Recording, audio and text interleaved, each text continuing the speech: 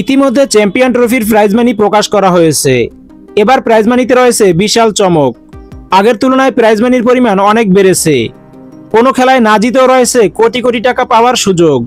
কোন দল কত পাবে তা জানতে সম্পূর্ণ ভিডিওটি দেখুন। বাংলাদেশ ক্রিকেট দল চ্যাম্পিয়ন্স ট্রফিতে অংশ নিতে দল নিয়ে ইতিমধ্যেই প্রস্তুত। আর এই টুর্নামেন্ট থেকে বিশাল অঙ্কের অর্থ আয়ের সুযোগ রয়েছে। অধিনায়ক নাজমুল হোসেন শান্ত শিরোপা জয়ের আশা প্রকাশ করেছেন, যা হলে বাংলাদেশ পাবে 22,40,000 $। বাংলাদেশি মুদ্রায় প্রায় 27,46,424 টাকা।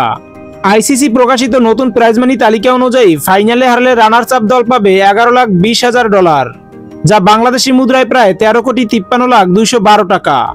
সেমিফাইনালে বাদ পড়লে প্রাইজ মানি $5,60,000, বাংলাদেশি মুদ্রায় প্রায় 6,76,61,606 টাকা।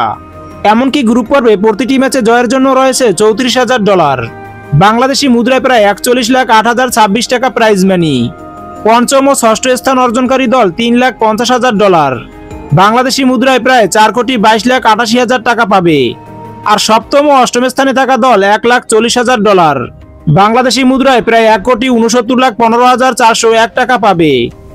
চ্যাম্পিয়ন্স ট্রফি শুরু হবে 19 ফেব্রুয়ারি 2025 এবং পাকিস্তান ও দুবাইয়ে অনুষ্ঠিত হবে ম্যাচগুলো।